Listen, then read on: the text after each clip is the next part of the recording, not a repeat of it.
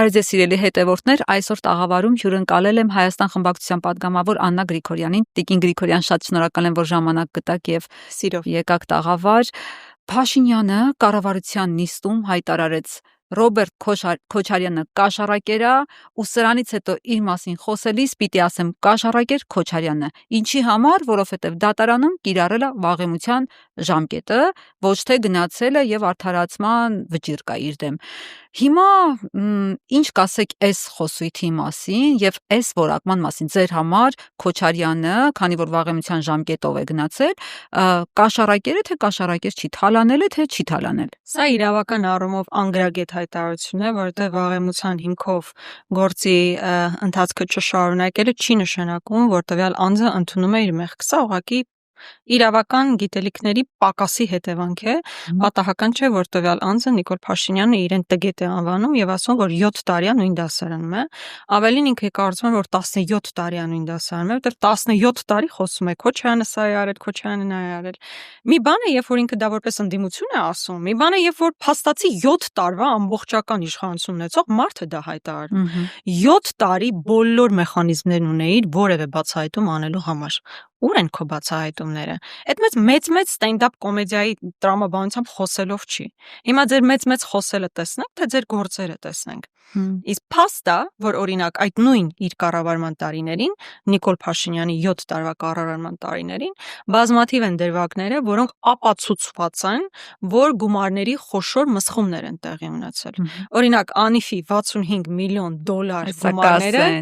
գումարները ուղղակի չկան։ Ու Նիկոլ Փաշինյանը իմիջիալուց վստահաբար լսած կլինեք իմ եւ իր այդ հարցու պատասխանները։ Ինքը չի ասում, որ նման բան չկա։ Ինքը չի ասում, որ չեն վատնվել այդ գումարներն։ Ասում է, այո, դա խայտարակություն է եղել, այսինքն ընդունում է,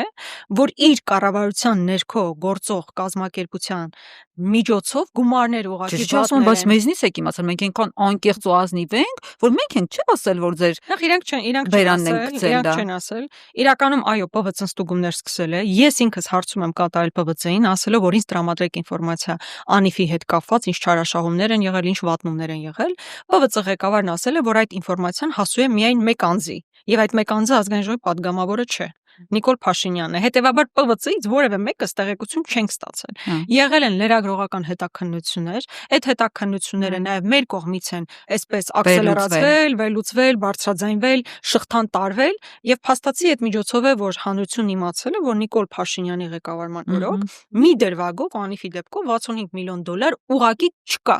Այսինքն այդքան գումար հերոս հարկատում վճարել է, բարձրացրած հարկերով, հերոսաբար հաղթահարելով վճարել է։ Եվ արդյունքում ստացվել է, որ Նիկոլ Փաշինյանը եւ իր թիմակիցներն ուղղակի հափշտակել են այդ գումարները առերևույթ, որովհետեւ մինչեւ այսօր էլ որևէ քննություն առաջ չի գնացել, դուք գիտեք, որ նաև որևէ մեղադրյալ, որևէ կասկածյալ ներգրաված չէ այդ գործում, ինչը ցույց է տալիս, որ քաղաքական ուղիղ պատվեր կա այստեղ, ուղիղ հովանավորչություն կա այս գործում։ Հիմա կաշառակերնով է։ Հիմա կոռուպցիոներնով է, հափշտակողնով է։ Եվ սրանք փաստացի ապացույցներ են, բայց ես վստահ եմ, որ Նիկոլ Փաշինյանը որպայծ այլևս դադարի լինել իշխանության եւ ձևավորվի նոր իշխանություն, ոչ թե 7 տարի անհրաժեշտ լինելու նրա կոռուպցիոն բոլոր գործարքները բացահայտելու, այլ ընդամենը 7 օր, 7 շաբաթ, չգիտեմ, 7 ամիս, բայց այո, բայց ոչ վստահաբար 7 տարի։ Տիկին Գրիգորյան, Փաշինյանը ասում է, տեսեք, ընդդիմությունը, ավելի ճիշտ ոչ թե ընդդիմությունը ասում, այլ Քոչարյանասերժական ստահակները մեզ ուզում են ներկայացնել կաշառակեր, որովհետև իրանք չեն կարողանում հերքել, որ իրենք կաշառակեր չեն կարողանում ասել, որ մենք կաշառակեր չենք։ Ստիպված, ասում է, մեզ էլ են ուզում ներկայացնել որպես նույն սանրիկը տավ, այսինքն իրենց նման են մեզ ուզում ներկայացնել, բայց դե մենք քո իրենց նման չենք։ Դուք նման խնդիր ձեր առաջ դրել եք, որ նենց ներկայացնեք, որ Փաշինյանը ձեր կտորն է։ Նախ խնդիր դնելը որն է, այսինքն կան ակնհայտ փաստեր, մենք այդ ակնհայտ փաստերը կոռուպցիային վերաբերող բարձրաձայնում ենք, եթե դրա արդյունքում ձևավորվում է, այո, ընդհանուր ընկալում, որ այս մարդիկ կոռուպցիոներներ են, այո, դա բնականաբար պետքա բարձրաձայնենք, այսինքն խնդիրն ի՞նչն է։ Հետո 7 տարի իշխանություն լինելուց հետո ասում է իրենք դեռ պետք է ապացուցեն, չէ, կներես դու լավ չես հասկանում իրավական համակարգը ինչը։ Դու պետքա դա ապացուցեիր։ 7 տարի ինչով ես զբաղված։ 7 տարվա ընթացքում հնարավոր էր ամեն բան բացահայտել։ Ինչ արեցիր։ Ոչ մի բան էլ չես արել։ Հա, բայց օրինակ ամենօրյա ռեժիմում մենք տեսնում ենք, որ քաղաքապետարանում նոր ձերբակալություններ են տեղի ունենում։ Մենք տեսնում ենք, թե յուրաքանչյուր նախարարությունում ինչքան ձերբակալություններ կան, ինչպիսի կոռուպցիոն սկանդալներով են մարդիկ դուրս գալիս։ Թող մի հատ իր շուրջը նայի։ Գնել Սանոսյան, օրինակ, երբ դուրս է եկել, դուք իմացաք ինչի համար է դուրս եկել։ Ես օրինակ կասկածներ ունեմ, որ կոռուպցիոն մեխանիզմ է եղել, որի արդյունքով ինքը ստիպված է եղել գնալ։ Մենք այդպես էլ չիմացանք, օրինակ, Դիանա Գասպարյանը ի վերջո իր անձնական կյանքը կարգավորելու համար է դուրս եկել աշխատանքից, ընտրված քաղաքապետ լինելու, թե ի վերջո եղել են այլ գործեր, որին բերումով է եղել իր հրաժարականը։ Սկեսրայրի եւ այլ։ Այո, Սկեսրայրի մասով, Սկեսուրի մասով, ընտանիքի այլ անդամների մասով բազմաթիվ հրապարակումներ կան։ Եվ այսպես շարքը բազում է։ Հիմա եթե այս առերևույթ փաստերը հիմք չէ մեզ համար կարծելու, որ կոռուպցիան բոլոր օղակներով այսպես պտտվում է, բոլոր օղակներով։ Իմիջիայլոց շատ հետաքրքրական մի բան էս վերջերս լսեցի։ Ավինյանի խոսնակը Մամլո Ասուլիս էր հրավիրել, հարցերին էր պատասխանում, ուղիղ մեջբերում,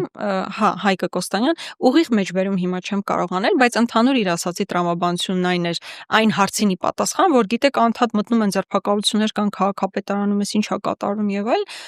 նա մոտորապես ասաց այն միտքը, որ եթե ցանկացած ուրիշ այլ գերատեսչություն մտնեի, նույն պատկերը կլիներ։ Այսինքն իսկապես մենք ի վերջո այլ մոլորակում չենք ապրում։ Հայաստանն էլ այնքան փոքր տեղա, բոլորը գիտեն, որ այս սրա համար այսքան են տալիս, նրա համար շինթույլտվությունն է, սա մյուսը։ Այդ բոլոր զրույցները շրջանառվում են։ Դու տեսեք Մեսրոպ Մանուկյան ավագանի եւ Արտուրը Չախոյան, հա, ինչպիսի բացահայտումներ են անում մանկապարտեզների վերաբերյալ, չարաշահումների վերաբերյալ, տարբեր աշխատանքների վերաբերյալ, ինչ հետևանքներ են ունենում այդ ամեն ինչը, որևէ հետևանքներ էլ չեն ունենում։ Եվ մենք շարունակելու ենք այս բոլոր բարձրաձայնումներն անել, եւ Նիկոլ Փաշինյանը փոխանակ մուննաթ գա, որ այս բարձրաձայնումներն անում են, այլ պետք է ուղղակի դադարի լինել կոռումպացված համակարգի ղեկավարը։ Տիկին Գրիգորյան մամուլում հրապարակում եղավ, որ իշխանությունները այսպես ընկել են հատկապես 4 կանանց հետևից, քրքրում են եւ փորփրում են այդ 4 կանանց անցյալի մութ էջերը, մութ պատմությունները, փորձում են կրիմինալի հետ ինչ որ մի կապ գտնել եւ տանել վերտ, եւ դրանցից մեկը դուք եք, այդ կանանցից մեկը, վախենալու բան ունեք, մտահոգվելու բան ունեք, ու ինչ կասեք ես ձեր անցյալ մտնելու հետ կապված, ինչ են գտնելու այնտեղ։ Նախ շատ սյուր է հնչում, երբ ասում են, որ ինչ որ մեկը պետք է մտնի իմ կյանքի մութ էջերը։ Ես ձեզ վստահեցնում եմ, իմ կյանքի բոլոր էջերը շատ լուսավոր են, բացի մի էջից, երբ ես համագործակցել եմ Նիկոլ Փաշինյանի հետ, եղել ենք նույն Այդ ամենամութ էջն է եղել կյանքի։ Դա իմ կյանքի, եթե իրանք պատրաստվում են բացահայտել իմ կյանքի ամենամութ էջը, ես իրենց կարող եմ ասել շատ չփորփրեն, դա միակ մութ էջն է իմ կյանքի։ Մնացած առումով, ես վստահ եմ, այս տարիների ընթացքում փորփրել են, ինչ վնաս հնարավոր էր հասցրել են իմ ընտանիքի անդամների հետ եւ այլն, որի մասով ես առանձնապես չեմ սիրում բարձրաձայնել, որովհետեւ ամենամեծ վնասը, որ իրենք ինձ կարող էին տալ, դա Արցախի հանձնումներ, մեր երկիրը այս օրին հասցնելն էր։ Իրանք մտածում են, որ ինձ կարող են լրացնել իմ կյանք, իմ անձնական կյանք, իմ, չգիտեմ, ընտանեկան հարաբերություններ կամ գործնական այլ հարաբերությունների մեջ մտնելու։ Լուրջ չեք ասում։ Դուք արել եք առավելը, այսինքն դուք իմ հայրենիքի մի կտորն եք հանձնել։ Դուք ադրբեջանական դրոշները նորմալ եք դարձրել իմ եւ հայրենակիցների համար, երբ Սյունիք ենք գնում։ Դրանից ավելի ինչ պիտի անեիք։ Որևէ բան ուղղակի չի կարող լրացնել ինձ եւ իմ գործընկերներին ասելու բացառապես ճշմարտությունը, որ առանց այս մարդու հեռացման մենք բոլորս դատապարտված ենք ապրելու Հայաստանում, հակա Հայաստանում, եւ միջև վերջ գնալու ենք, միջև այս իշխանությունները չփոխվեն, մենք որևէ հետքայլ, կոնկրետ ես անձամբ որևէ հետքայլ չեմ պատրաստվում անել։ Բայց ինչ որ բացահայտումներ սպասում են իշխանությունների համար ձեր հետ կապված։ Իշխանությունները ինչ կարճելու տեղն, ինչ կոմպրոմատ պիտի գտնեն ձեր հետ կապված։ Բնականաբար ոչ մի բան չկա։ Ես Փառք Աստծո ունեցել եմ այնպիսի ճանապարհ, որ որևէ տեղ ուղղակի չեն կարող գտնել մի դրվագ, որևէ ասպեկտում, որ կարող են այսպես ներկայացնել իբրև բացահայտում։ Դուք հավանաբար լսած կլինեք, որ ինչ որ փուլում էր անդադ խոսում էին, վայր հեկեր, լսած հիշում եմ այդ պատմությունը։ Նախ շատ Հիմա էլ ժամանակ առ ժամանակ ակտիվանում է այդ խոսակցությունը ազգային ժողովի ամբիոնից շփպացնում են ձեր դեմքին հեկեր ունենալու հանգամանքը։ Շատ ծաղալու այդ փաստը իհարկե։ Նախ որևէ հեկ ունենալու մեջ բուն կրիմինալ չկա։ Այսինքն նորմալ է, եթե մարդիկ հեկեր ունենան, եւ ված չլինի, անկեղծ ասեմ, եթե ես էլ ունենայի, բայց ցավոք սրտի չունեմ եւ հերթական անգամ երբ օրինակ ստախոս Արթուր Հովհաննիսյանը ամբիոնին բարձրացավ եւ ասաց Աննա Գրիգորյանի աչքերի մեջ նայելիս պետք է տեսնել հեկեր, ինքնին այլասերված պատկերացում է իմ աչքերի նայելիս հեկեր տեսնելը, մի տեսակ ասացիք որ սյուրայել իմ աչքերի նայելու հեկեր տեսնել, բայց ինչևէ որպես հակադարձում վերջնականորեն ես ասացի որ մենք կհանդիպենք դատարանում Եվ այդ հարցը ես հուսով եմ բայց դատի։ Այո, հիմա process-ը, այսինքն թղթերը կազմում ենք արդեն դատարան ներկայացնելու համար, բնականաբար ես հույս ունեմ, որ դրանից հետո էլ այլևս դա քննարկման շահարկման առիթ չի լինի, որովհետև առավել հստակ դա հերքել ուղղակի հնարավոր չէ։ Իսկ իր աչքերի մեջ նայելիս դուք ինչ եք տեսնում։ Ես տեսնում եմ ոչ միայն իր, այլ նաև այդ ամբողջ խմբակի աչքերի մեջ նայելիս տեսնում եմ իմ հայրենիքը հանձնողներին, մեր բոլոր արժեքները ուրացողներին, եկեղեցուն հարվածողներին, իմ ինքնության բոլոր տարերն այսպես հերթով մաս-մաս ոչնչացողներին։ Եվ հետևաբար նրանց աչքերի մեջ նայելով այդ պայքարը շարունակվելու է։ Ձեզ նույն ԿՊ-ից սպառնում են, ասում են քաղաքական վենդետաներ են իրենց սպասում, վերացնելու են այս ընդդիմությանը, կարծում հենց ասողը նույն Արթուր Հովհաննիսյանն էր։ Այս նրանից չի, որ Ռոբերտ Քոչարյանին չհաջողվեց ԿՊ-ի քոքը մաշեցնել, հիմա իրենք այսպես քաղաքական վենդետաներից ու ձեզ վերացնելուց են խոսում։ Նախ Նիկոլ Փաշինյանի ընդհանուր քաղաքականությունը ես Արթուր Հովհաննիսյանի վրա չեմ կանգ առնել, մի տեսակ շատ եղավ իր աննշանակելը, խոսելու իր մասին, Աստված իր հետ, բայց Նիկոլ Փաշինյանի ընդհանուր քաղաքականությունը, այո, չթողնել որևէ ընդդիմախոսի ընդհանրապես Այսինքն, եթե օրինակ հոգևորականն է խոսում, իր դիրքորոշումները հնչեցնում հատկապես ազգային պետական հարցերի վերաբերյալ, այո, նրան պետք է ամենավերջին բառերով այսպես հակազդել, պիտակավորումները տալ ցանկացած ընդդիմադիր ձայն այսօր լրացվում է Նիկոլ Փաշինյանի կողմից։ Սա ընդհանուր քաղաքականություն է։ Մեծ շատ լսելի ձայն լինի, փոքր լսելի ձայն լինի, ազգային ժողովի падգամավոր լինի, ազգային ժողովի падգամավոր չլինի, մեծ քաղաքական ուժի ներկայացուցիչ, էական չի։ Իրենք իրենց արժև խնդիր ունեն տոտալ վերահսկողություն իրականացնել, որ հանրային տիրույթում որևէ քննադատություն չհնչի։ Պատահական չի, որ դրած այսպես բան ամբողջ օրը Facebook-ի մեջ են ապրում մարդիկ, տեսնեն իրենց մասին ինչ են խոսում, որ իրենք ինչ պատասխան են։ Մեկնաբանություններին ակտիվ պատասխանում։ Բան է, կառավարության ղեկավարը անվտանգային լրջագույն սպառնալիքներով։ Այսօր երբ մենք խոսում ենք, երկու երիտասարդ այս պահին հաստացի գտնվում են ադրբեջանցիների բանը, հա, այսպես վերցրել են, սահմանն անցրել են։ Հիմա այս պարագայում մարդն առավոտը 3 հատ ստատուս ա գրում, հետո կոմենտներին պատասխանում է, հետո կառավարության շենքում կրթվել է նորաձև անում, շաբաթ կիրակի էլի շարունակում է մարզերով քարոզչություն իրականացնել։ Այս մարդը ընդհանրապես ժամանակ կունենա Հայաստանի Հանրապետության հարցերով զբաղվելու։ Իհարկե չի ունենա, չնայած նրա նպատակը դա էլ չի։ Դա էլ չի իր նպատակը այսպես այո բոլոր ընդդիմախոսներին լրացնելն է, այն հաշվարկով, որ առաջիկա որևէ քաղաքական process չի լինի, իսկ ընտրությունների ժամանակ էլ արդեն մարդ չի մնա, որ իրեն կարողանա հակազդել, բայց բնականաբար, ինչպես արդեն ասացի, այդ հակազդման գործընթացը որևէ սանտիմետրով նույնիսկ հետ քայլ չի գնալու, ընդհակառակը ամեն կերպ պետք է շարունակենք իրենց վարկանիշն ամբողջությամբ զրոյացնելու եւ իշխանափոխություն իրականացնելու մեր ճանապարհը։ Խոսեցիք տեղ գյուղի բնակիչներ այդ երկու անչափահաս տղաների մոլորվելուց, ԱԱԾ-ն հայտարարություն տարածեց, որ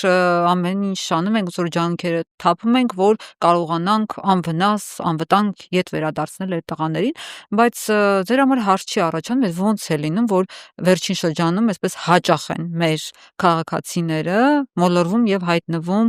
Ադրբեջանի ձեռքերում, այսպես ասած, տարածքում։ Ռիփսիմե ջան, դա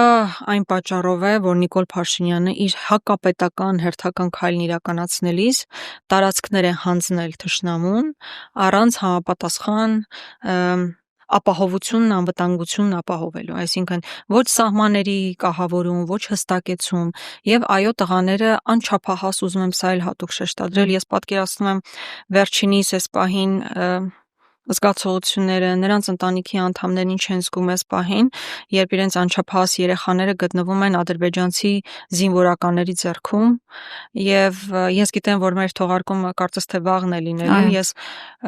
իսկապես շատ մեծ հույս ունեմ, որ տղաները կվերադարձվեն մինչև այդ, բայց նույնիսկ այս փոքր ժամանակահատվածում ես ուղղակի չեմ էլ պատկերացնում ինչի միջով են իրենք ստիպված լինում անցնել, բայց դե իրապես ինչի արդյունքը խնդիրը այն է, որ չկան ցուցանակներ, սահմանային կահավորանք եւ բնականաբար չեն հասկանում, թե ում տարածքում են գտնվում։ Դե տղաները դուրս են եկել ձիերը վերադարձնելու համար, այդպես հրապարակվեց, եւ արդյունքում այո, դե դաշտեր են,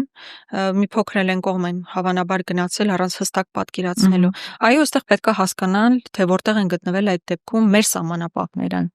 Ինչու շատ բացի նրանից, որ կահավորանքը եւ այլն հավանաբար այդ հատվածում համապատասխան չի եղել, նաեւ պետք է հասկանալ, թե մեր սահմանապահներն այդտեղ ինչ գործառույթ ունեն։ Իրանք այնտեղ մի բան պետք է անեին, թե չէ։ Բայց սա արդյունքում ինչի արդյունք է, որ կրկնում եմ, հերթական պայմանավորվածությունների ժամանակ ադրբեջանցիները պետք է մի տեղ կանգնեին, հայկական կողմը մի տեղ կանգներ, բայց ադրբեջանցիներն առաջ են եկել եւ այս կողմից էլ որևէ համապատասխան աշխատանք չի արվել եւ ադրբեջանցիները շատ ավելի առաջ են եկել օկուպացնելով մեր տարածքները եւ մարդու իրավունքների պաշտպանության տեսանկյունից էլ համապատասխան անվտանգային գոտի չի ձևավորվել։ Գիտեք, սա առաջին դեպք չի, իհարկե շատ ցավալի է, հատկապես որ անչափահասների մասին ենք խոսում, բայց նման դեպք եղել է նաեւ օրինակ Սև լճի շրջակայքում եւ զինվորականներն օրինակ հաց էին տանում եւ այդ հաց տանող մեքենան գերեվարել էին այնտեղից մարդկանց, այսինքն երկար ժամանակ գտնվում էին Բաքվի բանտում, հետո ինչ որ փուլում վերադարձվեցին Հայաստան, այսինքն մենք այս իրավիճակում ենք, սա է իրական Հայաստանը։ Հասկանում եք, Նիկոլի իրական Հայաստանն այն է, որ անչափահաս երեխաները նույնիսկ կես քայլ են կողմ անելուց հետո հայտնվում են ադրբեջանցի զինվորների ձեռքում գերեվարված։ Սա է, ու երբ դու դրան զուգահեռ լսում ես, որ մենք առավել ինքնիշխան ենք, քան երբևէ, հիմա ենք մենք պետություն, հիմա է մեր ոսկեդարն, ուղղակի գժվում ես։ Նախորդին գլխավոր շտաբի պետին հարց եմ հղում փակ նիստի ժամանակ։ Ասում եմ, ամենօրյա ռեժիմով կրակում են, տեղ գյուղում, խնածախում, Խոսնավարում անընդհատ կրակում են։ Ասում է, կրակոցների քանակը մեզ առանձնապես չի մտահոգում։ Ասում եմ, եթե լիներ խոշոր ինչ-որ բան, մեզ կմտահոգեր։ Ասում եմ, լսի, դու քո տեղը նստած կարող ես չմտահոգվել, բայց այնտեղ մարդիկ են ապրում։ Լավ, ոնց կարելի է այսքան անտարբեր գտնվել սեփական ժողովրդի անվտանգության նկատմամբ։ Լրագրողներին էլ ասաց, մենք առանձնապես ուշադրություն չենք դարձնում այդ կրակոցներին։ Ասաց, այո, դա մեզ համար խնդիր չի, բայց ձեր խնդիրն ընդհանրապես ո՞րն է։ Ձեր խնդիրը սովամահ անելն էր ադրբեջանցի զինվորականների, որ այդպես էլ սովամահ չեղան, չգնացին, մնացին մեր դիրքերում։ Հասկանում ենք, սա ուղղակի որևէ բանի տրամաբանություն չասեմ արդեն, որ բանականության դիրույթից դուրս է, երբ քո այն մարդը, ով ուղիղ պատասխանատվություն է կրում քո երկրի ժողովրդի անվտանգության համար, ասում է իրենց վրա, ժողովրդի վրա հնչող կրակոցները առանձնապես մեծ մտահոգություններ չեն առաջացնում։ Դրան զուգահեռ անչափահաս երեխաներ են հայտնվում ադրբեջանցիների ձեռքին։ Առավել պետություն ենք մենք հիմա, լուրջ եք ասում։ Այսքան չպետություն մենք երբևէ չենք եղել։ Տիկին Գրիգորյան, եկեղեցուց խոսեցիք, այս մի ուրիշ կարգի թեմա է, որ արդեն մոտ 1 շաբաթից ավելի է, այսպես քննարկում ենք, փորձում ենք հասկանալ, տրամաբանություն գտնել, ինչ որ կապ ստեղծել վարչապետի իրավասությունների հետ, որևէ կերպ չի ստացվում ինչ որ հասկանալ, թե ինչի համար է այս ամենը արվում, որն է նպատակակետը վերջնական։ Ձեզ որպես հայ առաքելական եկեղեցու հետևորդի հետքան հետաքրքրում է, թե ինչքանով են կուսակրոնության ուխտին հետևում մեր եկեղեցականները, որ սրբազանը, որ քեռակնոջ հետ է շնացել, ու ընդհանրապես ունի կաթողիկոսը զավակ, թե չունի։ Ձեզ դա հետաքրքրում է, թե չէ անձնապես։ Եկեղեցու մեջ արկա բոլոր խնդիրները լուծման են արժանի եկեղեցու կողմից։ Այսինքն եկեղեցին առանձին ինստիտուտ է եւ այդ ինստիտուտի մեջ արկա բոլոր խնդիրները պետք է լուծվեն այդ ինստիտուտի համապատասխան մեխանիզմների միջոցով։ Եթե օրինակ կառավարությունում խնդիր է լինում, կոռուպցիա է տեղի ունենում, չարաշահումներ են տեղի ունենում, դա կառավարության եւ օրենքի համապատասխան լուծումներ պետք է լինեն, էլի։ Եվ հետեւաբար այն կառույցում արկա խնդիրները այդ կառույցը ինքը պետք է լուծի եւ այստեղ բանը ասենց փորձում է տարվի, որ այ մենք հիմա խնդիր ենք տեսել, այդ խնդիրները պետք է լուծվի, չէ, այդպես չի։ Դուք խնդիր նոր եք տեսել։ Դուք 7 տարի իշխանություն լինելուց հետո եք նոր հասկացել, որ այնտեղ խնդիրներ կա, թե ձեզ ուղղակի տարբեր տեղերից, հատկապես թշնամական պետություններից ուղիղ հրահանգ է իջել վերջին ազգային ինստիտուտը, այսպես որպես այդպեսին ջարդելու։ Իրանք շատ լավ են հասկանում, որ հայ առաքելական եկեղեցին այսօր Հայաստանում ունի ըստ տարբեր սոցհաղցումների ամենաբարձր վստահելիության մակարդակը, ամենաշատը վստահում են հայ առաքելական եկեղեցուն, հետևաբար նաև այդ ինստիտուտը ջարդելու խնդիր ունի Նիկոլ Փաշինյանը, եւ եթե դրան էլ գումարում ես, որ կա ընդհանուր առմամբ Ադրբեջանի եւ Թուրքիայի կողմից պահանջ ռևանշիզմի դեմ պայքարելու, իսկ ռևանշիզմ այս դեպքում եւ Ադրբեջանը եւ այս իշխանություններն ընկալում են մի իրավիճակ, երբ խոսվում է օրինակ Արցախի ժողովրդի վերադարձի իրավունքի մասին, երբ մեր հոգեվոր եւ մշակույթի, հոգեվոր եւ մշակութային արժեքների պաշտպանության մասին ենք խոսում։ Այսինքն, եթե ես այսօր ասեմ, որ Դադիվանքն ու Ամարասը պաշտպանության, բոլորիս պաշտպանության կարիքն ունեն, ես եւ ադրբեջանցիների եւ Նիկոլ Փաշինյանի կողմից կարող եմ որակվել որպես ռևանշիստ։ Հետևաբար պետք է պայքարել դրա դեմ։ Եվ պատահական չէ ընտրված նաև ժամանակահատվածը նույն օրերին տեղի է ունենում Բեռնում քննարկում կոնֆերանս մեր հոգևոր եւ մշակութային ժառանգության պահպանման թեմայով, Արցախի ժողովրդի վերադարձի թեմայով, մեր գերիների հայրենադարձման թեմայով եւ դա ազգային ինքնությանը վերաբերող հարցերի արծարծում է։ Ինչ պիտի անի Նիկոլ Փաշինյանը, երբ ազգային որևէ բան է քննարկում, բնականաբար պետք է թիրախավորի այն մարդկանց, ովքեր ինչ որ ներգրավվածություն են ունենում այդ քննարկումներում եւ այս դեպքում արդեն հայտնվել է եկեղեցին։ Բայց առհասարակ Նիկոլ Փաշինյանի ընդհանուր քաղաքականությունը, մարտավարությունը մշտապես թշնամիներ գտնելն է։ Բայց այդ թշնամիները երբեք Հայաստանից դուրս չեն լինում։ Ինքը Ալիևի, Էրդողանի առաջ այսպես չքմեղանում է, այսպես կոֆե սուրճ խմելու է հրավիրում, բայց գալիս է Հայաստան կաթողիկոսին, սրբազաններին, նախկին նախագահներին, հասարակ քաղաքացիներին, ամենավերջին պիտակավորումներն, ամենավերջին բառերը։ Պատկերացնում եք, մի մարդ ուզում է արտաքին թշնամու հետ խաղաղություն կնքի, բայց որևէ կերպ խաղաղություն չի կարողանում հաստատել իր երկրի ներսում։ Ինքը փաստացի այսպես պատերազմ է հայտարարել, մեր ժողովրդի մի հատվածի դեմ, առնվազն։ Այսինքն, ով նրա հետ չի, ով նրան չի երկրպագում, ով նրան ստրկաբար չի ծառայում, այդ մարդիկ համարվում են թշնամի, պիտակավորվում են որպես թշնամի եւ համապատասխան գործողություններ են իրականացվում նրա նկատմամբ։ Սա է ամբողջ իրողությունը։ Չէ, բայց իրենք ասում են մեր պատերազմը եկեղեցու դեմ չէ, մեր պատերազմը հոգևորականների դեմ է, որոնք պղծում են մեր սուրբ եկեղեցին։ Իսկ այդ հայտարարությունից առաջ ընդհանրապես ինչից սկսեց։ Ինքը որոշեց կառավարության հերթական ստենդափ ներկայացման ժամանակ մեր եկեղեցիներին ընդհանուր առմամբ անվանի ոչ թե եկեղեցի, այլ չուլանացված տարածք։ Դա սրբազաններին է վերաբերում, թե եկեղեցուն է վերաբերում։ Դե ասում են հոգևորականներն են հասցրել դրան, որ մեր սուրբ եկեղեցիները չուլանեն, վերածվել։ Ես վստահ եմ, որ բազմաթիվ եկեղեցիներում Հայաստանի Հանրապետությունում եղել եք։ Որ մեկն է այդպիսի տպավորություն։ Դե ես չեմ տեսել, ձեզ էի ուզում հարցնել։ Ալեն Սիմոնյանն ասաց, ես մտնում եմ եկեղեցի, տեսնում եմ այնտեղ մեկի քստիկներն են, այնտեղ մեկի շորերն է կախած ու հա ճիշտ է ասում, որ չիլանացված են։ Լսեք, գժանոց հասա իսկապես։ Դուք որ մտնում եք եկեղեցի, քստիկ մստիկ չեք տեսել։ Լսեք։ Այսինքն հոգևորականը, եթե իր այդ ծառայությունը մատուցելու ժամանակ ինչ որ այնտեղ հագուստի տար ունի, դա նշանակում է, որ այդ եկեղեցին որպես կառույց չուլանա դարձել, ինչի մասին է խոսքը։ Կոկիկ, ես իսկապես ու ընդ որում Նիկոլ Փաշինյանը այդ հայտարարություններն անելիս դրանից առաջ ավելի ճիշտ ինքը գտնում էր Սյունիքում եւ տարբեր եկեղեցիներ էր մտել։ Հավանաբար տեսել եք նաև ռիլերով, ֆոտոներով, որոտնավանքներ եւ այլն եւ այլն։ Մաքուր, կոկիկագույն եկեղեցիներ, կոկիկագույն։ Այո, շինարարություն այնտեղ տեղի ունենում, բայց բնական է, որ շինարարության ժամանակ այնտեղ տարբեր բաներ շինարարական աբալով կա, կրավատ, բայց ինչ նշանակում ժանգոտ, արմատուրաներ, չգիտեմ ինչեր։ Լսեք, սա իսկապես թիրախավորում է բուն եկեղեցուն։ Եվ նորից եմ ասում, իր այդ քննարկումը չէր վերաբերում հոգևորականների, չէր վերաբերում սրբազաների, բուն եկեղեցուն, ինստիտուտին, այո, թիրախավորման խնդիր կար, որովհետև դրանից հետո էլ Ադրբեջանն ինչ էր ասում էր, տեսեք Նիկոլ Փաշինյանը լինելով կառավարության ղեկավար, ասում է, որ իր տարածքում գտնվող, Հայաստանում գտնվող եկեղեցիներն են չուլանացված։ Բա ինչ են ուզում։ Դադիվանքի մասին են մտածում, ինչ Ամարաս, ինչ Ղազանչեցոս։ Դուք գնացեք ձեր երկրի տարածքում գտնվող չուլանները եկեղեցի դարձրեք, ոչ թե մեր մասին խոսեք։ Իրանց ունեցածը ոնց են պահում, որ եկել են հիմա էլ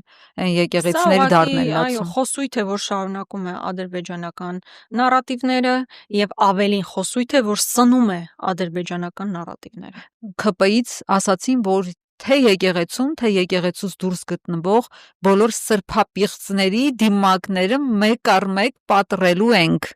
Ինչ նկատի ունեին։ Ես չգիտեմ ինչ նկատի ունեն։ Ում են սրբապիղծ համարում։ Ում են համարում։ Ասես գիտեք, օթում ամեն օր մենք դարել ենք Բամբաս բյուրո։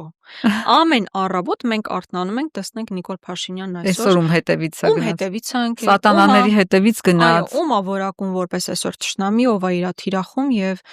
ինչ հակաքարոզչություն պետք է իրականացնի։ Հետո նրա սազանդարները միանում են այս ամբողջ արշավին եւ մենք իսկապես եթե մարդ մի քիչ երկար է մտածում ստեղծված իրավիճակի մասին, քայքայված տնտեսություն, արտաքին պետական պարտքը 7 միլիարդից ավել, ու ոչ մեկ չգիտի 7 միլիարդը որտեղ է ծախսվել, ինչ է արվել, անվտանգային լրջագույն սպառնալիքներ։ Միացյալ Նահանգների պետքարտուղարը խոսում է հնարավոր էսկալացիայի մասին մեր երկրների միջև։ Ռուսաստանի Դաշնության պաշտպանության նախարարը խոսում է էլի անվտանգային սպառնալիքների վերաբերյալ, մասնավորապես Սյունիքի մասով։ Երկու անչափահասների փաստացի գերեվարում ունենք, այս ֆոնին անկողնուց, սրբազանի անկողնուց ուղղակի դուրս չեն գալիս։ Լավ, սա նորմալ է, խելագարվել կարելի է, տեսնել, թե իրականում դու ինչ սպառնալիքներ ունես եւ տեսնել, թե իրականում ինչ է տեղի ունենում հողի վրա։ Ու դրան զուգահեռ իսկապես նայում ես, ես երբեք այն բանի կողմնակից չեմ եղել, որ ասենք, այ տեսեք, Ալիևը սա է անում, նա է անում, բայց երբ դու տեսնում ես, որ թշնամի երկրի ղեկավարը հայ հեսա պայմանագիր են կնքում Թուրքիա եւ Պակիստանի հետ ռազմավարական նշանակության, ռազմական իրենց նաեւ այս ընդհանուր իրենց կարողությունները աճեցնելու համար։ Միացյալ Նահանգների Իսրայելի հետ առանձին պայմանավորվածություններ են ձեռք բերում։ Մեր քթի տակ 3 հատ արդեն օդանավակայան, բայց փաստացի ռազմական սուբյեկտներ են կառուցում։ Ու այս ամեն ինչի ֆոնին մի հատ տեսեք մենք մեր ներքին լսարանում ինչեր ենք քննարկում։ Մենք նկատի ունեմ Նիկոլ Փաշինյանը եւ ցավոք սրտի հնարավորություն չի լինում ամբողջությամբ անմասն մնալ։ Այսինքն ոչ լինում է ամբողջությամբ իգնոր անել այս խոսույթը, ոչ էլ լինում է անկնվել այս խոսույթի մեջ, որովհետև հասկանում ես իր ցանկությունը հենց դա է։ Ներքաշել նման ստոր, նման ճղճին ոչ մի նշանակություն չունեցող թեմաների մեջ, մինչդեռ իրականությունը այլ է, մինչդեռ իրական մարտահրավերները այլ են։ Իսկ կարող է պարզվի, որ կաթողիկոսի պաշտոնում ինչ որ մեկին ունի աչքի առաջ, ուզում է, ասենք, ուղակի նրան դնի։ Ինչու ոչ։ Իր բոլոր ում հետ ինքը առնչվում, այո, պետք է իրեն այսպես խոնարհվեն իր առաջ, պետք է իր աչքը համբուրեն, սովորաբար կաթողիկոսին ձեռքն է, չէ, համբուրեն, բայց Նիկոլ Փաշինյանը իր ընկալմամբ ինքը եւ երկրի վարչապետ է, եւ կաթողիկոս է, եւ Հիսուսից կես քայլ ներքև ընդամենը որոշ դեպքերում փոխարինում է Հիսուսին այս երկրի վրա, այսինքն հիշում եք, դեռևս նոր էր ընտրվել, տարբեր եկեղեցիներում այսպես քարոզ էր անում, իրեն նույնականացնում էր Քրիստոսի հետ, ամենամեծ հեղափոխականի, այո, ինքը բաներ ունի, բարձր որ ինքը նաեւ այսպես մտքերով տարված է, որ մեսիականության մտքերով է տարված, որ եզակի ինչ որ բաներ է անում, մեզ հեսա խաղաղություն է բերելու, բայց միակ բանը, որ միջև այսօր մեզ բերել է, պատերազմն է եղել, ավերածություններն են եղել եւ կորուստներն են։ Իդեպալին Սիմոնյանը հենց այդպես էլ ասաց, որ հոգեվորականների աչքը համբուրում են մարդիկ, բայց իմանա այդ աչքը ուր է մտել։ Դե դա այնքան գրեհիկ եւ այլանդակ ձևակերպում է, որ ես դրան կներեք, բայց ես չեմ կարող դրան ոչ մի ձև արձագանքել։ Պարզ է։ Տիկին Գրիգորյան, որպես ընդդիմություն դուք ձեզանից գոհ եք, այսինքն դուք համարում եք, որ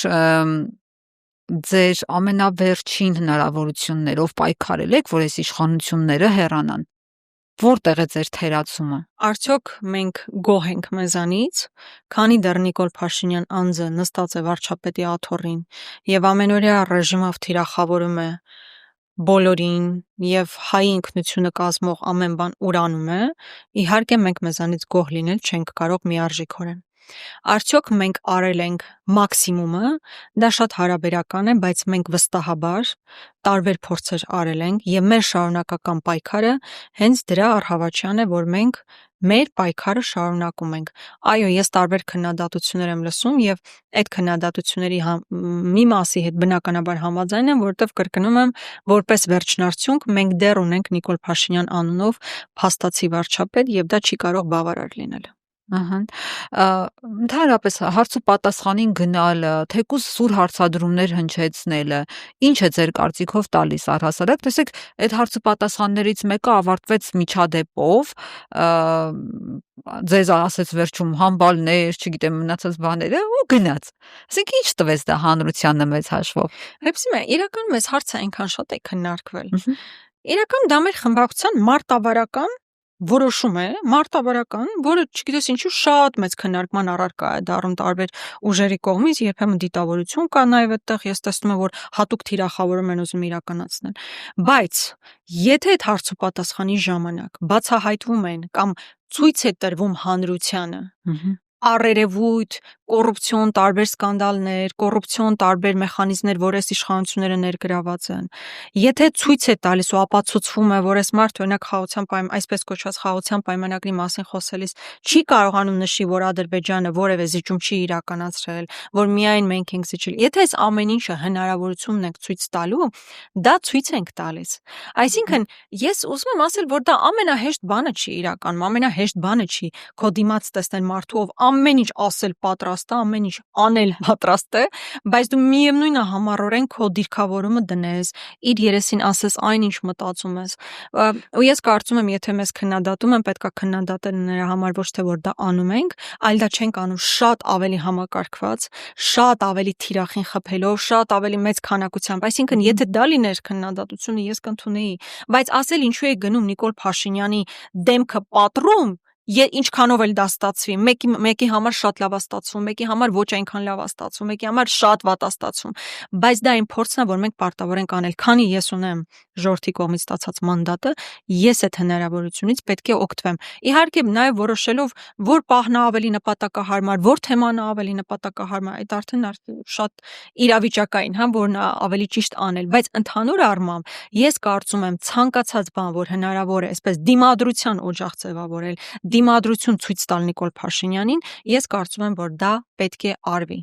Ավելին ասեմ, եթե ես օրինակ վաղը այլևս դադարեմ Նիկոլ Փաշինյանին հարցեր տալ, դրսում ինձ կարող է մարդիկ տեսնեն ու ասեն, ինչ ա եղել, որ հարցեր չեք տալիս, հո չեք պայմանավորվել, իսկ կարող է վախենում եք, իսկ կարող է ձեր նկատմամբ ինչ-որ բաներ են գտել, որից դուք վախենում եք հարցեր տալ։ Սսկծրելը։ Հա, այսինքն, եթե հիմա մենք այդ բանը, ես զարմանում եմ, որ իսկապես դա տենց հատուկ քննարկման թեմա է դառնում։ Օրինակ, մեր մյուս ֆրակցիան նախընտրում է այդ հարցը չտալ, բայց որևէ մեկը տենց չի թիրախավորում, չէ՞, խիչեք այդ հարցը տալիս։ Մինչդեռ նույն քանակությամբ արգումենտներ կարելի է գտնել այնտեղ, որ խիչեք հարցը տալիս։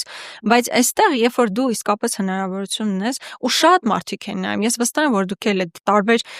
բանը, այսպես դիտելիությունները, որ ուսումնասիրեք, ամենաշատ դիտելիություն ունեցող բաներն են, բայց խոսքը ոչ միայն դիտելիության մասին է, այլ նրա մասին է, որ այդ ընթացքում դու կարողանում ես ասել այնինչ մտածում ես Նիկոլ Փաշինյանի մասին, իր կառավարության մասին, եւ դա լսում են բազմաթիվ մարդիկ։ Հա, բայց Տիկին Գրիգորյան, դուք չեք կարող ասել այն բառերի տրցակ ասեմ, չգիտեմ ինչ ասեմ, քանակը, որը արդեն հնչեցնում են վարչապետն ու իր կինը հանրային խոսույթում ընդդիմախոսների հասցեին։ Բանը հասել են նրան, որ ոչիններ, էշեր, խոտակեր անասուն կներեք արտահայտություններիս համար, պարզապես դուք այս սահմանը, որ ուզենաք էլ չեք կարող անցնել։ Դուք չեք կարող ոչինի տեղը իրեն ասել անից կամ, չգիտեմ, այս խոսույթը ո՞ւր է տանելու ընդհանրապես։ Այն ինչ պիտի իրար ասեք, էլ դա եմ ուզում հասկանալ։ Ես կարծում եմ, որ Նիկոլ Փաշինյանի հակազդեցությունը չպետք է լինի Նիկոլ Փաշինյանից ավել Նիկոլ Փաշինյան լինելով։ Նրա խոսույթը այսպես դուբլելով, դաբլ ավելի վատ խոսք ասելով։ Դու ասացիր դոզան ավելացնեմ։ Այդ դոզան իսկապես մենք տեսնում ենք, չէ՞, թշնամական մտնոլորտը սերմանվում, ինչպիսի պառակտվածություն է առաջացնում։ Իսկ Նիկոլ Փաշինյանի ցանկությունն էլ հենց դա է, պառակտված հասարակություն ունենալ, բևեռացվածություն ունենալ, մտքում հավանաբար ինչ որ փուլում չի էլ բացառում բախումների սցենարը, բայց նախ եւ առաջ պառակտի, բաժանիչ որ տիրեմը միշտ աշխատող քաղաքականությունը հատկապես աճող բռնապետների կողմից։ Հիմա այս պառակտվածությունը ուժեղացնում են, իրենց ընտրազանգվածը կոնսոլիդացնում են, եւ մենք հակազդենք, եթե մենք հակազդենք իր մտածածի ձևով, իր բառապաշարով, այն մի մեծ մասը մարդկանց ուղղակի կզզվի որևէ կերպ քաղաքականության հետ առնչություն ունենալուց, ինչը հիմա փաստացի անում են։ Ի վերջո, եթե ի վերջո մենք հասնենք ընտրությունների, եթե միջև այդ որևէ բան տեղի չունենա եւ գնանք ընտրությունների, Նիկոլ Փաշինյանը մեկ խնդիր ունի։ Մաքսիմալ կոնսոլիդացնել իր ընտրազանգվածին, ինչը հիմա անում է պրակտիկ քայլերով, եւ ամեն բան անի, որ շատ քիչ թվով մարդիկ գնան ընտրություններին։ Եվ այդ շատ քիչ թվով մարդիկ, որպեսզի գնան, այսինքն շատ քիչ մարդիկ գնան մասնակցեն ընտրությունների, ինքը պետք է ստեղծի այդ դաշտը, որ զզվեն մարդիկ այս քաղաքական process-ներից, չուզենան ինչ որ ձև առնչություն ունենան, այսպես վերացարկվեն այդ process-ներից։ Այո, մեզ եթե անկեղծ դուք սպասում եք, որ ես կլինեմ Նիկոլ Փաշինյանից ավելի լաչար, ավելի, չգիտեմ, ավելի կոպիտ բառապաշար օգտագործող, ես դա իմ էությամբ էլ չեմ կարող։ Այսինքն, եթե ես նույնիսկ պատկերացնեմ, որ դա է լուծումը, կներեք, ես դա չեմ կարող անել, որովհետև ես իմ էությամբ, իմ տեսակով այդպես ինչ եմ անում, Նիկոլ Փաշինյանը ամեն ինչ կարող անել։ Բայց բացի նրանից, որ ես իմ բնությամբ ու տեսակով այդպես ինչ եմ, բայց եւ կարծում եմ նաեւ մարտավարական առումով դա ճիշտ չի։ Նիկոլ Փաշինյանին պետք է փոխարինի Նիկոլ Փաշինյանին 180 աստիճան հակառակ մարդը իր սոլիդությամբ, իր պատրաստվածությամբ, պարակտելու փոխարեն միասնականության գնացող, այսպես անփութությամբ, այսպես փոշիացման փոխարեն ընդհակառակը կոնսոլիդացնող եւ գործ անող մարդ, հա, ոչ թե Facebook-յան ստատուսներ գնող, այլ կոնկրետ ծրագրեր իրականացնող։ Այսինքն մենք բանը, ասենց հայլային չպետք է մտածենք, վայ Նիկոլ Փաշինյանը էս ինչ ասեց, դուք տակ մնացիք, հա, պարզ է իրանց մի հատ նայեք իրանց պատգամավորների բառապաշարները, մենք կանանք այդ բառապաշարով խոսել։ Այսինքն դուք ի սկզբանե գիտեք այդ խաղի մեջ մտնելով, որ դուք տակ եք լինելու։ Այդ խաղի մեջ մտնելով, այո, դու իրանց խաղի մեջ մտնելով, դու կներեք, այո, բայց մենք չենք կարող այդ խաղում հաղթել այդ բառապաշարով, այդ մոտեցումներով, այդ լաչառությամբ, այդ լկտիությամբ։ Այո, եթե հայտնի խոսք էլ կա, քիչեցնեն ձեր մակարդակին եւ այնտեղ ուղղակի կջախջախեն իրանց խաղի մեջ, այդ ոճի մեջ բնականաբար չես կարող մտնել, բայց դու կարող ես նաեւ քո խնդիրների, այսինքն երկրի խնդիրների մասին խոսել, իրանց հակազդել քո ավելի սոլիդ կերպարով, ավելի հստակ ձևակերպումներով։ Ի վերջո, եթե նույն հարցոպատասխանները նայեք, նույն հարցոպատասխանների ժամանակ, վերջին անգամ, երբ ինքը ցնցումների մեջ ընկավ, մի հատ տեսեք իմ ձևակերպումները, որտեղ որևէ գնահատական չկա, որևէ վիրավորական բառ չկա, բացառապես փաստեր են, բացառապես այսպես հստակ ձևակերպումներ են, բայց հենց դա է իրանց հունից անում։ Իմիջիայլոց իրանց հունից չի անում, եթե դու ինչ որ որակավորումներ ես տալիս, պիտակավորումներ ես տալիս։ Դա իրանց համար ընդամենը բանը, այսպես հնարավորություն է վերցնել ու ավելացնել, վերցնել ու ավելացնել։ Երբ որ դու տալիս ես հստակ օրինակ կոռուպցիայի վերաբերյալ հարց կամ կոնկրետ բանը, նույնիսկ արտաքին քաղաքականության անվտանգային խնդիրների վերաբերյալ կոնկրետ խնդիրներ, այո, իրենք այդտեղ պարտվում են։ Այսինքն մենք պետքա հասկանանք, թե որն է ավելի ճիշտ մարտավարական առումով, միջև էս պահ ես համոզված եմ, որ լինել Նիկոլ Փաշինյանից ավել Նիկոլ Փաշինյան չի աշխատում, պետք է լինել ճիշտ հակառակը, սոլիդ, տրամաբանված, որքան էլ որ դա բարդ լինի էմոցիոնալ տեսանկյունից, մտավոր տեսանկյունից, այո, դա բարդ է էմոցիոնալ տեսանկյունից տեսնել ինչեր է խոսում, միևնույն ժամանակ շարունակել, այո, քո կերպարով շարունակել հանդես։ Իսկ իր իշխանության օրոք ընտրությունների ելքը չեք կանխատեսում։ Իր օրոք, այո, բավականին բարդ է լինելու ընտրությունները, ինչպես շատ բարդ է լինելու նաև փողոցային պայքարը։ Մարդը, երբ որ ավտորիտար ռեժիմ է ստեղծում, իր կառավարման օրոք ցանկացած process բավականին բարդ է ընդդիմության համար։ Ինչպես փողոցային պայքարը մենք դա տեսել ենք չերպսի մեջ։ Երբ որ այսօր մարդիկ ասենց 100%-անոց վստահությամբ ասում են ոչ մի դեպքում ընտրություն, ուրեմն իրենք պետք է համոզմունք ունենան, որ այսօր փողոց հնարավոր է ու Նիկոլ Փաշինյանին փողոցով հեռացնել հնարավոր է։ Ցավոք ես տեսնում եմ, որ նույնիսկ հունիսի 12-ին Զարյա 3 կիրառեցին, երբ նրա իրավունքը չունեին, Արամ Հովանիսյանի հիշում եք այդ անպատկառ հայտարարությունները, վարքագիծը, հրամանները։ Հա իհարկե վերջում իրան հանեցին, հարցը դա չի, բայց ամեն դեպքում ես կարծում եմ, որ Նիկոլ Փաշինյանը փողոցում էլ շատ մեծ ռեպրեսիաների ենթարկելու մարդկանց, եթե փողոց գեներացվի, նաև ընտրությունները շատ հարթ չեն լինելու, բայց պետք է մաքսիմալ հակազդեցություն գեներացնել։ Ես կողմ չեմ այն մոտեցմանը, որ ասենք ամեն ինչ կորած է, ոչ մի բան հնարավոր չի, եկեք խելոք նստենք, դա տարբերակ չէ։ Սպասենք ընտրություններին, ուղղակի ձեռքներս ծալած։ Ձեռքներս ծալած, ով է ձեռքները ծալած սպասում ընտրությունների։ Մի հատ ինձ կարող եք ասել, դա ինչ որ բան է, մի խմբի կողմից ձևավորված նախադասություն է, բայց ով է սպասում։ Սպասել նշանակում է ոչ մի բան չանել, նստել աթոռին, սպասել այդ օրվան։ Որևէ մեկը այդպիսի մարտավարություն չունի եւ ամեն բան արվելու է Կամ մինչև ընտրությունները, կամ եթե վերջին հանգրվանը, այսպես ասած, deadline ընտրություններն են, այդ ժամանակ իրականացնել իշխանափոխություն։ Տեսեք, ձեզ ասում են, որ վատ ընդդիմություն եք, անկապ թեմաներ եք մոգոնում, գցում, այնավոր բան անեք, օրինակ Փաշինյանը կառավարությունում ասեց, ինչ կար նրա մեջ, որ համալիրում բանը ինչ որ մեկը հարսանիք արեց, չէ՞, հայտնի անձը իր եղբոր որդու հարսանիքը արեց, այնա լավ չի, գնում են Դուբայ, այնա կգան համալիրում բան կանեն։ Այդ ինչ էր, որ այդ ընդդիմությունը դրանից սարքեց, ինչ ձեր համար դա խնդրահարույց էր։ Նախ ընդդիմություն ով է սարքել եսիմ ինչ, ես չգիտեմ ինքը ում նկատի ունի, դա տարական բան է, չէ՞, որ ինքը նշանակում է ամբողջ օրը Facebook-ում տարբեր մարդկանց ստատուսներ է կարդում։ Այսինքն մենք այդ հարցը բարձր չէինք բերի խորհրդանական համացանցային ընդդիմության համացանցում տարբեր մարդիկ տարբեր կարծիքներ են արտահայտել, այո, մի մարդկանց համար դա ընդունելի է եղել, մի մարդկանց համար ընդունելի չի եղել, մի մարդկանց համար ընդհանրապես մեկ է եղել։ Երբ որ դու ունես այն խնդիրները, որ ունես Վիվարոյի Վիգենի եղբոր որդին մեծ ճոխ հարսանիք է անում Նիկոլ Շերզինգերով եւ այլն, օքեյ։ Բայց դա հասկանում եք, դա բերել հետո դրանից բխեց, չէ՞, իր ճուլանին վերաբերել հայտարարությունները։ Այսինքն ես նաև չեմ բացառում, որ հենց այդ նպատակով է դա արել։ Ինքը մի տեղից պիտի սկսեր ի վերջո, չէ՞, ասի գնացել եմ Սյունիք, այնտեղ մտել եմ Որոտնավանք, իմիջիայից այնտեղ վատ բան չկա, բայց ամեն դեպքում դա ճուլան է։ Չէ, ինքը պետքա ուրիշ ձևակերպումներով գար եւ այլն։ Գիտեք, այդ թեմաները իսկապես շատ բանը երկակի է կոնկրետ ձեր նշած հարցը։ Ամեն դեպքում ես օրինակ ինձ համար դա առաջնահերթություն չէի դիտարկի հասկանալու համար, լավ, այսա խնդիր է, չէ, իմ խնդիրները, իմ պատկերացմամբ խնդիրները լրիվ այլ տեղում են։ Դա Նիկոլ Փաշինյանը ուղղակի վերցրեց այսպես մատի փաթաթան սարքեց, որպեսզի ի վերջո հանգի նրան, որ եկեղեցին իր պատկերացմամբ ճուլանանոց է։ Զինվորական ծառայության մասին այդ հայտնի օրենքի փողով բանակից ազատվել, ինչպես ասում է հանրությունը, այդ օրենքի հետ կապված շատ հակասական տեսակետներ եմ այս ընթացքում լսել, Հայկ Սարգսյանը հիմնավորումներ է բերում, որ այսպես թե այնպես մարդիկ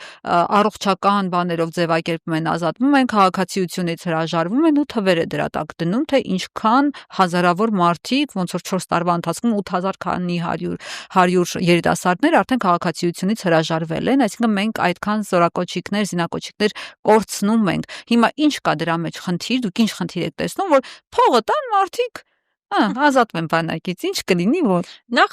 այստեղ մի բան արձանագրեմ, իսկապես եթե այդ թվերը, որ ներկայացնում է Հայկ Սարգսյանը, իսկապես ճշմարիտ են, ես այդտեղ մի քիչ դժվարությամբ եմ հավատում, որ հենց այդ թվերն են իրականությունը, բայց եթե թվերը ճշմարիտ են, իսկապես բավականին բարդ իրավիճակում են գտնվում, բայց այն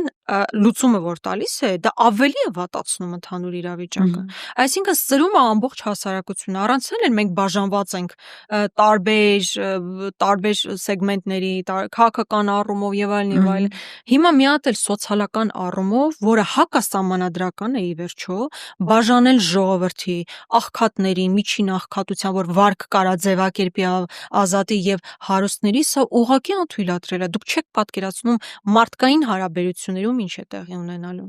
Սոցիալական ինժեներիայի տեսանկյունից մեր հասարակությունը ուղղակի փլվելու է։ Դուք պատկերացրեք մի ընտանիքում, որը միջին ապրող ընտանիք է, 2 կամ 3 տղա ունի։ Հիմա մեկի դեպքում սենց թենենց այստեղից այնտեղից գտնում է մեկի համար գումարը վճարում է չի գնում։ Այն երկուսի համար չի կարողանում գումար գտնել գնում է։ Նույնիսկ նույն ընտանիքի ներսում կարող են որոշակի հարցեր առաջացնել։ Եվ Աստված մի արածце, օրինակ այդ գնացած տղաներից մեկի հետ ինչ որ մի բան տեղի ունենա, ընտանիքում ինչ կտիրի։ Այսինքն այն ծնողը իր համար ինչ կվերլուծի, որ ես չկարողացա գումար գտնել իմ տղային ազատել, ինչպես հարուստներն են անում, իմ տղան գնաց եւ Աստված մի արածце, եթե նրա հետ ինչ որ բան ունենա։ Կամ նույն ընտանիքում օրինակ 2 եղբայրների երեխաների դեպքում նույն դասարանում սովորող տղաները մեկը պատրաստվելու է, այո, քննական ընդունելության եւ այլն, մեկը գիտի, որ նախ քանի որ փող չունի իր ընտանիքը, պետքա գնա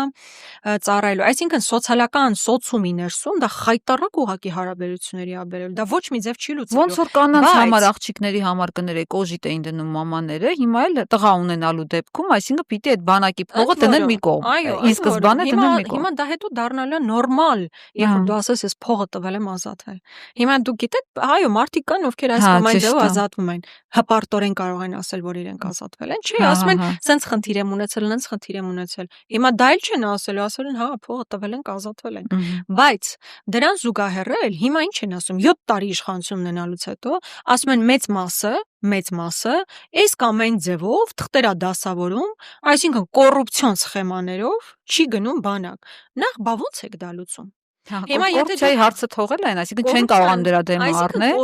որ փող չվերցնեն։ Կոռուպցիայի խնդիրը այդ խողովակը չեն փակում, եւ հիմա կոնկրետ թիվ են դրել 18 ու 24 միլիոն։ Այո, մարդկանց մի խումբ կարողանալու է 18 ու 24 միլիոն գտնել։ Մի մասն էլ իրենց տունն են վաճառելու, վարկ են դնելու, դա էլ մի առանձին այդպես խայտարակ ընտանեկան պատմություններ կարող են լինել։ Բայց այն հատվածը, որ կոռուպցիոն մեխանիզմով կարող է ազատվի, դեռ շարունակելու է անել ու 18-ի կամ 24-ի փոխարեն օրինակ պայմանական 10 միլիոնով են ազատվելու։ Այսինքն նրանք, ովքեր ի վիճակի են այդ գումարը տալ, պաշտոնապես կտան, այն մարդիկ էլ ովքեր այդքան գումար չունեն, օրինակ 5 կամ 10 միլիոնով կարող են ինչ որ բժիշկ գտնել, որ իրենց համար համապատասխան թղթերը կդասավորի, այդ խողովակով կտան։ Դուք այդ խողովակը չեք փակել այսպես։ Կոռուպցիայի գներն են բարձրացնում։ Ընդհանրապես կոռուպցիայի գինը պաշտոնապես եք դարձրել ու թանկացրել եք։ Բայց այս կոռուպցիոն այս մեխանիզմը դուք չեք փակել։ Այսինքն հիմա ավելի վատ վիճակ է լինելու։ Եվ ինչ են ասում են, լավ, այս գումարը թող տան ազատվեն, այդ գումարով մենք կգնանք եւ պայմանագրային զինծառայող պայմանագիր կկնքենք եւ զինծառայողների քանակը կավելանա։ Հիմա այսօր Ռիփսիմ է, նույնիսկ այսօր պայմանագրային զինծառայողների ներգրավման խնդիր կա։ Այսինքն արդյոք դու ունես այդքան մարդկային ռեսուրս, որ մի հատ էլ նրանց տեղը փակես։ Այսօր նույնիսկ դու չես կարողանում ներգրավել համապատասխան թվականակով մարդկանց։ Հիմա այսքանին որ ազատում ես, միևնույն է այդ մարդիկ չկան, որտեղից ես բեր, այսինքն մարդիկ ազատվելու են, միևնույն ժամանակ զինծառայողներ դու չես գտնելու, որ բերես նույնիսկ պայմանագրային աշխատող դարձնես։ Ավելին, դու այդ մարդկանց աշխատավարձն ես բարձրացնում։ Այսօր բարեկը ավելի շատ գումար է ստանում, քան այդ պայմանագրային զինծառայողը։ Հիմա պայմանագրային զինծառայող որտեղից ես գտնելու։ Այդքան որտեղից եք գտնելու։ Այսինքն մարդկանց ազատում եք այն պատկերացման, որ պետք է ներգրավեք պայմանագրային զինծառայող, դուք նույնիսկ այսօր չեք կարողանում ներգրավեք, ուր մնաց այդքան ազատումներից հետո միևնույն է այդքան քանակությամբ մարդ չկա, այսինքն դուք այսպես թե այնպես այդ խնդիրը չեք լուծում։ Միակ խելամիտ երևի, եթե այդ բառը կարելի է օգտագործել, կոմպոնենտը հավանաբար նա է, որ քաղաքացիությունից հրաժարվելու դեպքում, տղաների դեպքում, երբ հասկանալի է կոնկրետ ինչ իրավիճակում է, այսինքն բանակից խուսափելու տենդենսը կա, այդ դեպքում հնարավոր է, այո, ինչ որ առումով այդ հարցը քննարկելի դարձնել, բայց դա էլ սահմանադրականության հետ կապված խնդիր կա, դա պետք է ուսումնասիրել։ Այսինքն մենք բացառապես կտրուկ դեմ ենք սրան, եւ դա նախ եւ առաջ ելնում է նրանից, որ մենք բոլորս օրենքի առաջ հավասար ենք։ Մենք բոլորս օրենքի առաջ հավասար ենք, որովհետեւ մեր սահմանադրությունն է այդպես ասում, եւ չի կարելի հակասահմանադրական այսպիսի ձևով աղքատների բանակ ստեղծեն, ով գնա բանակ ասեն, հա, ուրեմն դու ես աղքատ, հա։ Կամ օրինակ ուրիշ խնդիր, որ զարմանալիորեն նաեւ գործող միտն է բարձրաձայնել, դուք գիտեք, որ դա սկզբից գնում են այդ ուչեպկա կոչվածում, ծառայելու են եւ այն մարդիկ, եթե օրենքը ընդունվում է, հա, այն մարդիկ, ովքեր մի քանի ամիս հետո, 1 ամիս կամ 4 ամիս հետո պետք է տուն գնան, եւ այն մարդիկ, ովքեր պետքա շարունակեն 2 տարի ծառայել։ Պատկերացնում եք նույն միջավայրում իրար հետ կողք կողքի ծառայություն են անցնելու մարդիկ, ովքեր 2 տարի են ծառայում եւ ովքեր 1 կամ 4 ամիս պետքա ծառայեն։ Ինչպիսի փոխհարաբերություններ ա լինելու իրենց մեջ։ Կամ ընդհանրապես այդ բոլոր փողով ոնց որ իսկապես հաշվապահական խնդիր լուծենք։ Մինչդեռ բանակը գաղափարական լուծումներ է պահանջում, փիլիսոփայություն պետք է դնել, դրա տեխնիկական հաշվապահական լուծումները ընդհանրապես տեղին չեն, այստեղ այս մոտեցումը պարզապես մերժելի է։ Պարզ է, փողի պահն է, կարծում եք։ Փող են ուզում։ Ու հետո նորից եմ ասում, այդ փողի վերահսկողությունը ով է իրականացնել։ Այդ գումարները տրվելու են։ Հա, այստեղ մի բան էլ կա։ Օրինակ Սուրեն Պապիկյանն ասում է յուրաքանչյուր զորակոչից առաջ մենք պետքա թիվ հրապարակենք, թե քանի հոգի պետքա գնա։ Այսինքն քիչ հերիք կա մարդկանց ցանկ, որ պատրաստ է գումարը տալ, մի հատ էլ բնեն ինքը պիտի որոշի, թե նրանցից ովքեր որ պատրաստ են գումարը տալ, նրանցից ովքեր չպիտի գնան, այսինքն ովքեր մի ամիս կամ 4 ամիս պետքա ծառայեն։ Սա ուղղակի կրկնակի սեգրեգացիա է, ու ես չգիտեմ, թե սա որտեղ կտանի։ Ամփոփելով, հա, մեր այսօրվա զրույցը, Տիկին Գրիգորյան, դուք հաճախ եք խոսում կոռուպցիայի մասին, ասում եք, որ այս իշխանությունները պակաս կոռումպացված չեն, ինչ օրինակներ ունեք, որ այսպես կարճ ժամանակատում, չնայած արդեն կարճ չի, 7 տարին դա կարճ ժամկետ չի, 7 տարում այս մարդիկ բարելավել են իրենց կենցաղը, իրենց դրությունը սոցիալական։ Ռիփսիմե ջան, ես եթե նույնիսկ չբարձրաձայնեմ, դուք վերցրեք նայեք պատգամավորների, նախարարների, գույքային բարելավումները։ Դա էլ հո ես չեմ ասում որպես ընդդիմադիր պատգամավոր, դուք էլ որպես դու ուղղակի ցանկացած մեկինը վերցրեք եւ կտեսնեք, որ մարդիկ շատ ավելի լավ են սկսել ապրել։ Բան չի, որ լավ են սկսել ապրել։ Մեկը պատահական ինչ-որ տուն է ունեցել, չի իմացել, որ հիշել է, որ ինքը ժամանակին ինչ-որ տուն է ունեցել։ Այն մեկը օրինակ իրա պարզվեց, որ չնայած նրա եղբայրները երկար տարիներ էին Ռուսաստանում, բայց միայն նրա կառավարման տարիներին ստացվեց, որ մեծ տուն են սկսել կառուցել։ Արադ Միրզոյանը, որին փոշեկուլ վարկով չէին տալիս, հիմա պարզվեց բավականին թանկարժեք տուն ա կարողացել վերցնի։ Արմեն Աբազյանի 30-ամյա որդին պարզվեց առնվազն $600,000 շատ հանգիստ կարողանում է վարկ ձևակերպի եւ գնի մի տուն, որը պետքա ենթադրաբար ապօրինի գույքով անցնելիս լիներ, այդ մեկը դուրս է մնում եւ ստացվում է, որ Արմեն Աբազյանի որդին է դա կարողանում գնել, որտեղ իրենք հիմա ապրում են։ Այսպես շարքը Փամբուխչյանի հայերը պարզվում է 70 տարեկանում նոր բիզնես ջղեր է հայտնաբերել եւ շատ խոշոր վարկ են տալիս։ Հիմա ես ու դուք գնանք դրա կեսի 10-րդական հատվածը ուզենանք վարկ վերցնել, մեզ դա չեն տալու, բայց իրենք քիչերիկ տալիս են 100 միլիոնից ավել էլ պետությունը սուբսիդավորում է այդ վարկը։ Այսինքն սա անվերջ է, ասենք Տիգրան Ավինյանի դեպքով նայեք, մյուսների դեպքով նայեք, սա անվերջ է։ Օրինակ նույն կապանում կապանցիները օրինակ կարիք չունեն, որ ես ինչ-որ մեկի կոռուպցիայի մասին խոսամ կամ ասեմ, որ այս իշխանավորը մինչև 18 նորմալ չէր ապրում, այ հիմա շատ լավ է ապրում։ Իրանց աչքի առաջ ունեն օրինակ Նարեկ Բաբայան անունով ԿՊ-ական։ Թող իրենք հիշեն 18 թվականից առաջ ինչպես էր ապրում Նարեկ Բաբայանը եւ հիմա տեսնում են, թե ինչպես է ապրում Նարեկ Բաբայանը։ Փայլուն օրինակ է, կարիք չկա, որ ես նույնիսկ դրա մասին խոսեմ, հավատացեք, իրանք տեսնում են այդ ամեն ինչը։ Իսկ ովքեր որ տենց անմիջական շփում չունեն, մենք ստիպված ենք այո նաեւ ամբիոնից այդ բոլոր բարձրաձայնումներն անել։ Անկեղծորեն իրենք բոլորը շատ լավ գիտեն, որ ոչ ուշ ապագայում իրենք այլևս իշխանության չեն լինի եւ հատկապես հիմա էլ մաքսիմալ փորձում են քերել, մաքսիմալ պետքա ստանան։ Օրինակ այդ բանի պատմությունը ամենահետաքրքիրներից է ինձ համար, երբ Տիգրան Ավինյանի կնոջ ընկերուհուն ուրեմն Տիգրան Ավինյանը լինելով Անիֆի բարձր պաշտոն զբաղեցնող անձ ընդամենը 8 օր առաջ օֆշորում, Միացյալ Նահանգներում օֆշորում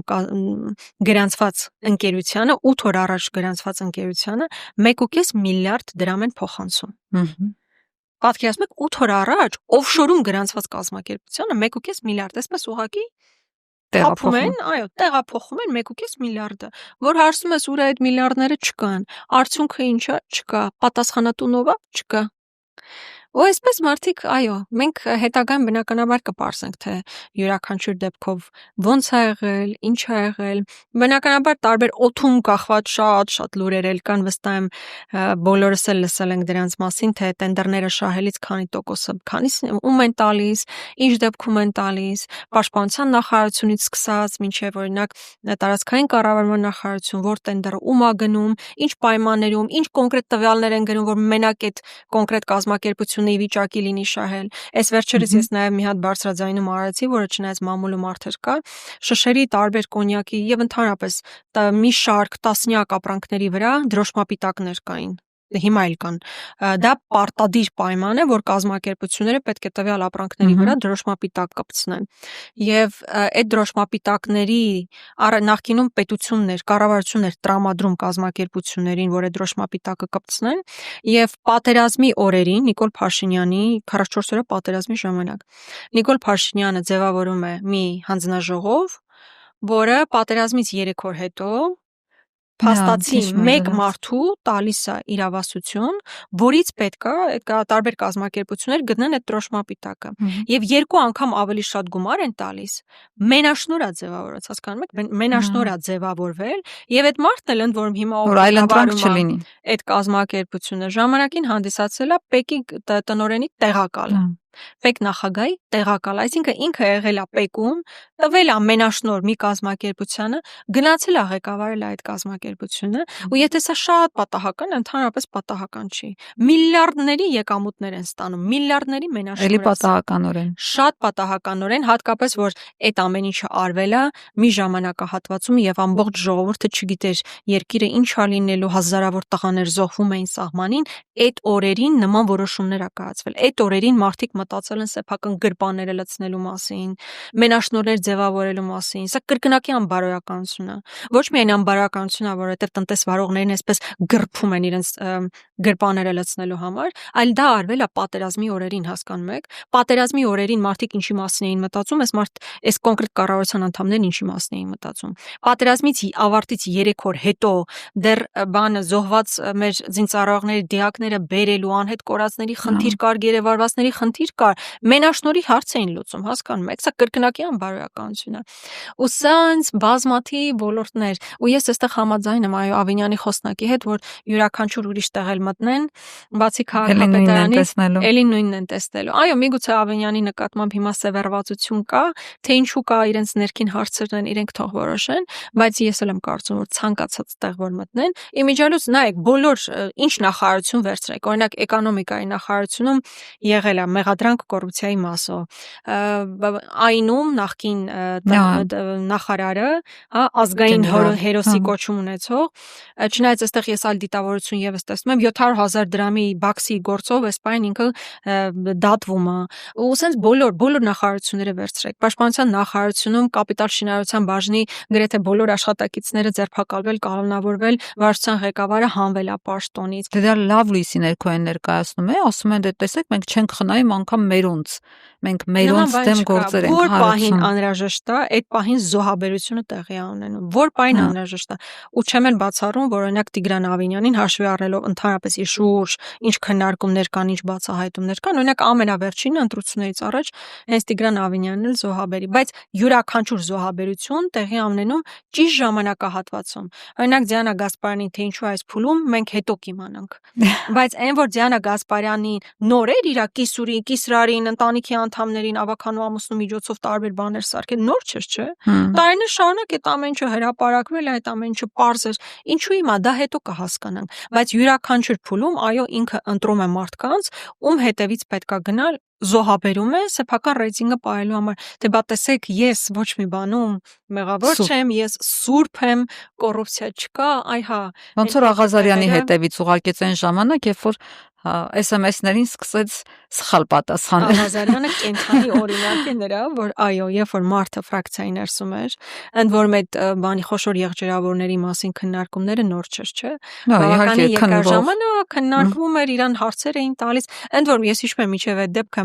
իրավապահ համակարգի ներկայացուցիչները ազգային ժողովում են, եթե չեմ սխալվում, նույնիսկ իմ գործընկեր Ագնես Ախամոյանն է հարցրել, եւ որևէ պատասխան չկար, այսինքն չասացին նույնիսկ, որ Աղազարյանի մասով նման գործ քննվում է, բայց որ պայն ինքը հրաժարվեց, բնականաբար հանեցին մեջտեղ։ Ինձ թվում է բոլորի հետ կապված իրենք դարակներում ունեն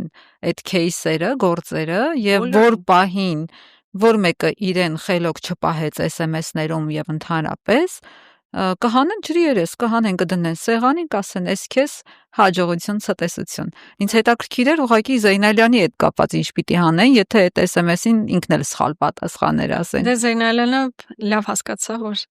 Աղազարյանի ճակատագրին չի ուզում արժանանա եւ հետեւաբար պետք է ուղղակի կողք քաշվել։ Իդեպ հայտարարագրերի հետ կապված դուք ասացիք, որ մենք կարող ենք ուսումնասիրել հայտարարագրերը գրերը յուրաքանչյուր պաշտոնյայի եւ հայտնաբերել ինչ ձեր ներկայացրած հայտարարագրում նախորդ տարվա հանդիպում ենք, որ դուք 2010 թվականի աուդիո եք նվեր ստացել Մանե Ավետիսյանից, հա, եթե չեմ սխալվում այդ անուն ազգանունը, ով է Մանեն ու ոնց է ձեզ մեքենան նվիրել, կխնդրեմ պարզաբանեք։ Հա, այդ մեքենան իմ մեքենան է մշտապես եղել, գնման ժամանակ ես արդեն դժվար եմ հիշում, թե 15 թե 16 թվականն է եղել, ֆիզիկապես ներկա չեմ եղել, Մանեն իմ ամուսնու եղբոր կինն է, նրա անունով գրանցվել է, բայց ես մշտապես հայտարարագիր ներկայացնելիս նշել եմ, որ փաստացի ես եմ տնօրինում, մեքենան իրական արդեն վաճառել եմ։ Այդ մեքենան չունեմ, բայց հա, դա ուղղակի իրավական բան էր, հետո այո, նվիրատվություն ձևակերպեցինք, որտեվ ի վերջո զուտ փաստաթղթային բան հիմքի համար, որովհետև հայտարարագրից երևում է պատգամավոր ձեզ ինչ որ մեկը Մեքենայը նվիրում, ասում ենք, բայց չի մեզ էլ տենց Audi-ներ բաներ չեն տալիս։ Այս բան դժվարում եմ հիշել 15 թե 16 թվականին եմ դեռևս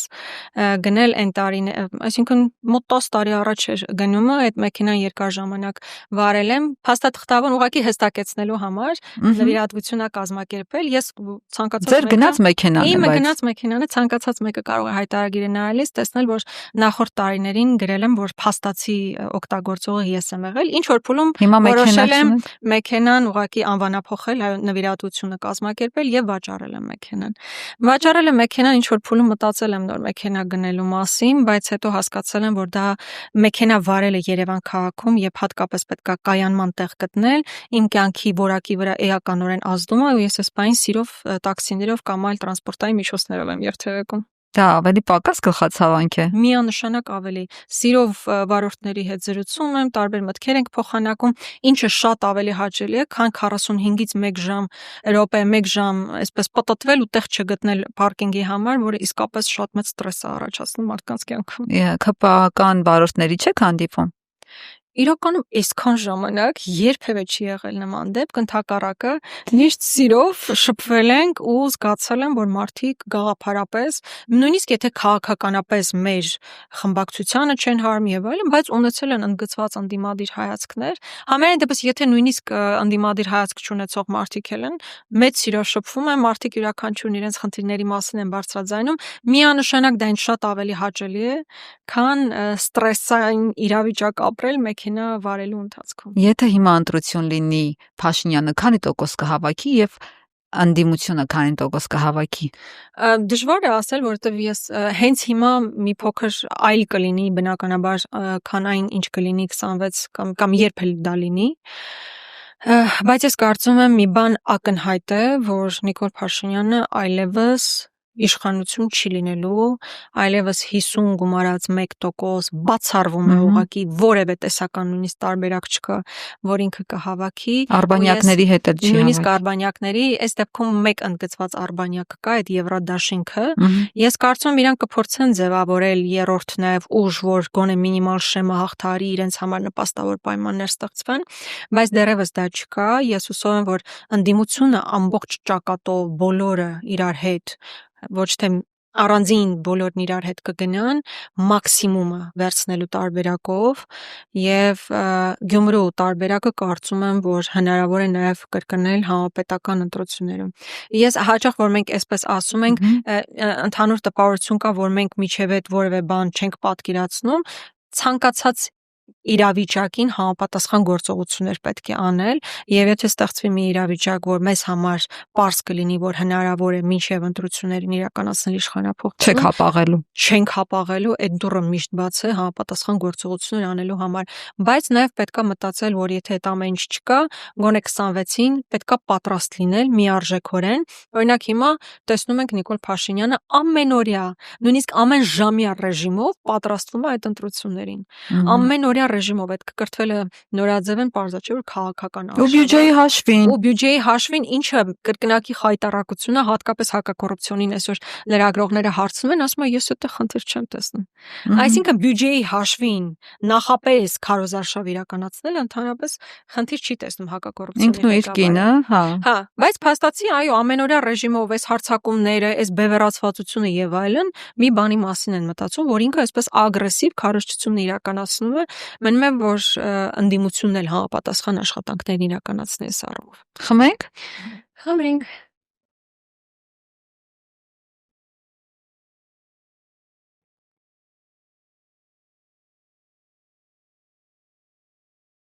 Սիրելի հետևորդներ, այսօր այսքանը ես հիշեցնեմ, որ իմ հյուրը Հայաստան խմբակցության падգամավոր Աննա Գրիգորյանն էր։ Շնորհակալություն, որ դիտում եք անպայման բաժանորդագրվեք մեր ալիքին եւ Patreon-ին։ Կհանդիպենք մյուս շաբաթ։ Ցտեսություն։